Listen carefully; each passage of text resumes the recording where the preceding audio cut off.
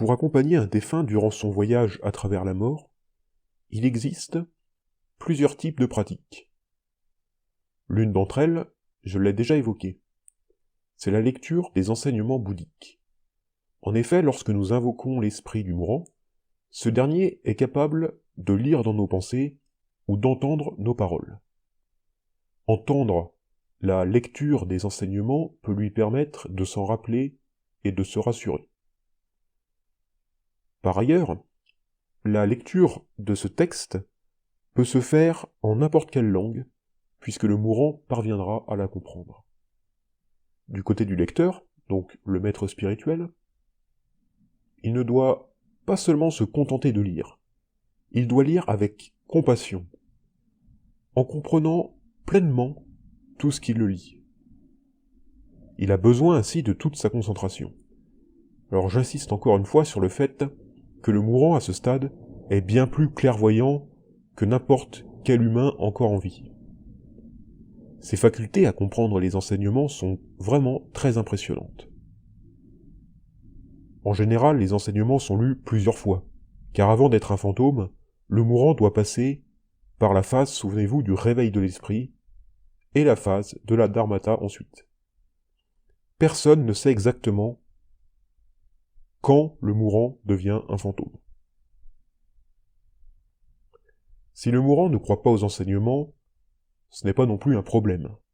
Il se peut en effet qu'il soit d'une toute autre religion, voire athée.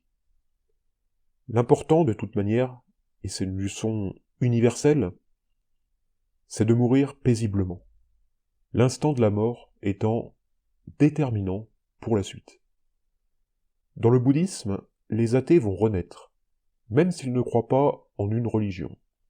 Les maîtres spirituels déconseillent alors, dans ce cas, de leur lire les enseignements, comme tous ceux qui ne croient pas au bouddhisme, car cela peut les déranger au lieu de les guider.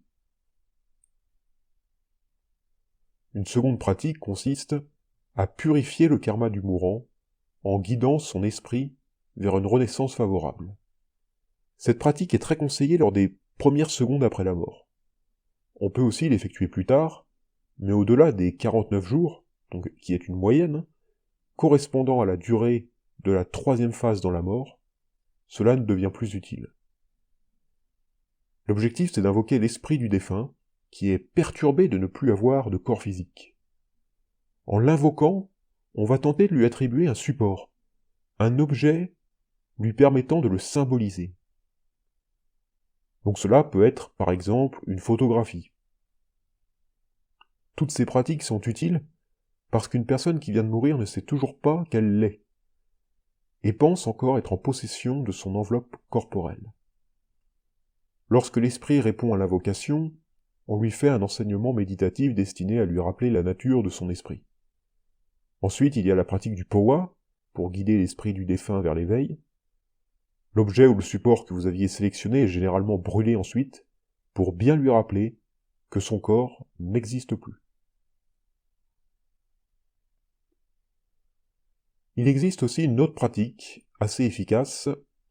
On va devoir se concentrer sur les 6 émotions négatives, car vous connaissez dorénavant leur importance immense. Ce sont elles qui déterminent notre prochaine naissance.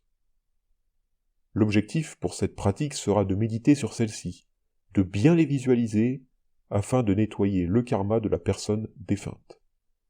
En effet, en purifiant les émotions négatives, le karma se vide, et les possibilités d'éveil augmentent.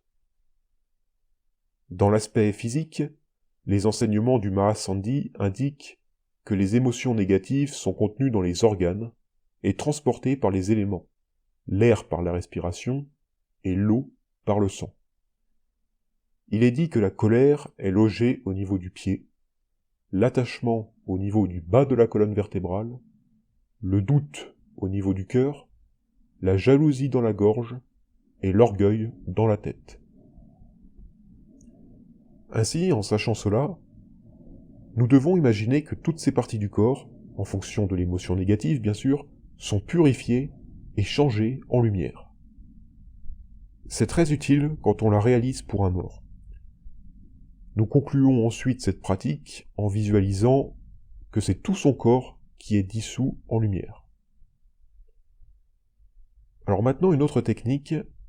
Si vous vous souvenez, j'avais parlé du fait que dans la Dharmata, nous allons voir 100 êtres de lumière sacrés, qui sont en réalité le déploiement des émotions négatives et positives. Ces 100 êtres sacrés, dites-vous qu'ils forment un cercle. Puis dites-vous que c'est le corps tout entier du défunt qu'il le représente. Comme je le disais, les émotions négatives prendront des formes effrayantes et les émotions positives prendront l'apparence d'êtres de lumière plus doux. Les apparences effrayantes seront situées dans le cerveau, tandis que les formes plus douces seront situées au niveau du cœur. Imaginez que, pour le défunt, ces êtres se transforment en lumière pour purifier son karma. Cette purification est réalisée en même temps que la prononciation de mantras sacrés, destinés à empêcher le passage vers une renaissance, grâce à des séries de syllabes bien identifiées. Il existe également une autre pratique simple. Si le défunt a décidé de mourir par incinération, nous pouvons l'aider d'une manière bien plus spécifique. Lorsque l'incinération se produit, nous devons invoquer la présence des 100 êtres sacrés. Au départ, le défunt possède des émotions négatives, puisque les 100 êtres sacrés lui apparaîtront. En même temps que le feu fait disparaître le corps, nous devons imaginer que ces personnes dévorent le corps physique, constitué des émotions négatives et de l'ego. Au fur et à mesure qu'elles dévorent le corps, par les flammes, l'esprit du défunt est guéri et purifié. Tout ce qui reste du corps est l'esprit, et seule la lumière apparaît. Nous pouvons aussi réciter les mantras sacrés. Dans la tradition bouddhique, les cendres du défunt sont mélangées à de l'argile pour en faire des petites statuettes, et de manière à pouvoir avoir un recueil.